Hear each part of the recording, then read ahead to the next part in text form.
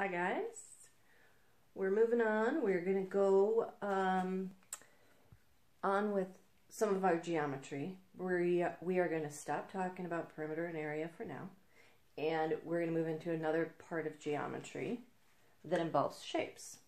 And there are different kinds of shapes in geometry, but there's a whole group of them that are called polygons. Okay? And polygons are any shape, any two-dimensional shape, so not a three-dimensional shape like a sphere or a cube or something like that, but a two-dimensional shape that's flat, right? So it only has, like length and a width. And the sides are all closed. So remember the art projects that we did and we had to make closed spaces? So for instance, this is not a polygon because it's not closed, it's open, right? But this would be an example of a polygon. There's some rules though, right? This, pretending all the lines are perfectly straight, this is also a polygon, right? This is also a polygon. Doesn't have to be some uniform shape that you recognize. The rule is it has to have straight sides, and it has to be closed, and it has to be two-dimensional. Any of those are a polygon. So a square, a rectangle, a triangle, octagon, hexagon, right? Those are all polygons, right? And, I forgot to get an eraser. Hang on just a second.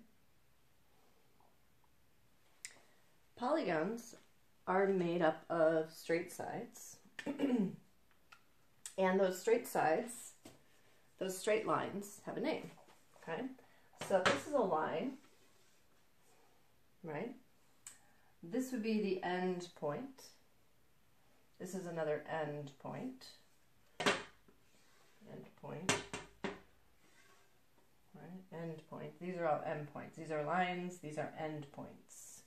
They also have another name. They're sometimes called a vertex, which we'll get into, right? When two lines come together, right here is called an angle. Doesn't matter how long the lines are, where they join is called an angle. So on a polygon like this, you have three angles. 1, 2, 3. You have three spots where two lines come together, right? Those are called angles. You have this one, and this one. You also have three sides for this shape, right? It's a triangle. Now, the angles can go in different ways. So, for instance, let's say I make my shape like this, and like this. Doesn't matter if this line's longer than this line, this is an angle. My angle could look like this. My angle could be wide open, like this, right? Any of these angles, here's an angle, here's an angle, here's an angle. Any of these angles could be part of a polygon if it were closed. Okay, we could turn this into a polygon by going like this. And this polygon has four angles. We could make just a three-angled polygon. We could also make a five-sided polygon, right? But this says 1, 2, 3, 4, 5 angles. So, we're going to learn about a particular angle, a particular type of angle that is very common, called a right angle.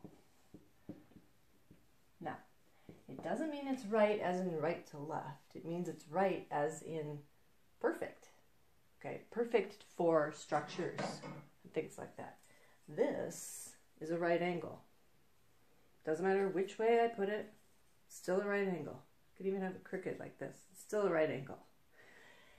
This type of angle, I'm going to draw a few of them. All right. This type of angle is the one we see most common in construction because where a wall meets a floor is going to be a right angle. The tiles, all the corners of the tiles on a floor, typically right angles. the door frames. So even on this board, you have a right angle here, right? A piece of paper, you know, your math book, right angle, right angle, right angle. It's a rectangle. It has 4 right angles, right? Now this piece of glass, it does not have 4 right angles, right? These angles are not right angles. They are either too skinny or they're too wide, right? So if you put your arm in a right angle, like this, you open it further, you're making it bigger than a right angle. If you open it if you close it this way, now your angle is smaller than a right angle. This is 90 degrees. If you were going to measure the angle, it's actually called 90 degrees, which we'll get into later. This is more than 90 degrees. This is less than 90 degrees. Okay? If it were all the way open, it would be 180 degrees. If it went all the way around, that's 360 degrees. So if you ever heard of somebody doing a 180, it means they turn around. If they do a 360, they go all the way around. Okay? So this is 90 degrees. If you have 4 of these, 1, 2, 3, 4, you would have a full circle of space covered. Okay? So I'm going to show you this other weird piece of artwork I have in my house that has some angles in it, okay? These are kind of interesting, right? Now if I take my right angle device, which is used for measuring things like building things so that you make sure you get a right angle, I can put it into the corner of things to see if they are right angles. This corner is not. This corner is. That corner is not. It's a little bit bigger. See? This corner is smaller than a right angle. Right? So it's like taking 2 lines. In order to have a right angle, this would have to fit right in the corner. If I take my piece of glass again, these corners, they don't fit in there perfectly. Not even that one. That one's too big, right? But if I take the corner of the book, I can fit it right in there perfectly. That's a right angle, okay? Even if it's facing this direction, it can be a right angle. All right? So, in your book, you're going to look at some pictures and they have drawn some angles and you have to decide if the angle shown is greater than a right angle or less than a right angle. Okay? And even, like, you know, think about it like hands on a clock, and this is like the pivot point. Two lines coming together. This is the angle. If it's a right angle, it's the perfect corner. Okay? I'm going to add a little bit. Mr. Johnson's going to show you how this works in cutting wood and why it's so important, and a little bit more about the measurements. Okay. All right. So everybody, this is a right angle. It goes like this and like this. Is your most typical cut, if you look in a piece of wood like that. And it is the most typical because everything in a house is a right angle. All these posts are at a right angle to the floor. All of these are at a right angle to the handrail. The walls, the ceiling, the corners, they're all right angles. So the most common angle, as I just said, is a right angle. And most saws, if you look at a saw like this, right now it's at a right angle. So if I make a cut, and notice I'm wearing safety glasses. If I make a cut,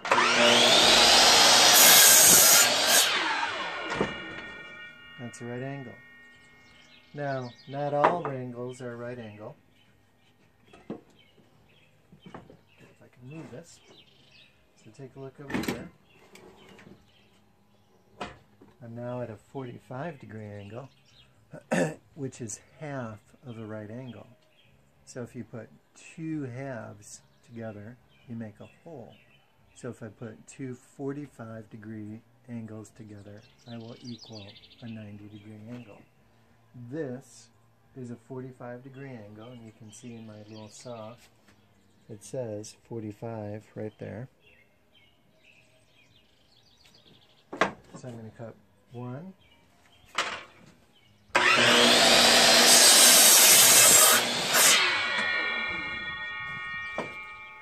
and then I'm going to cut another one.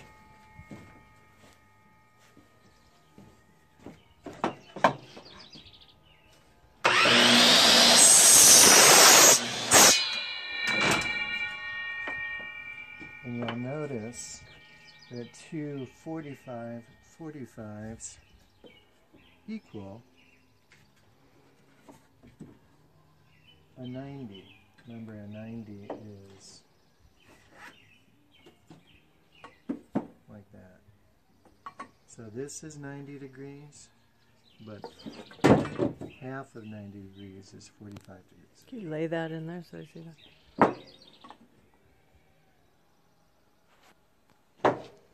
And that's it.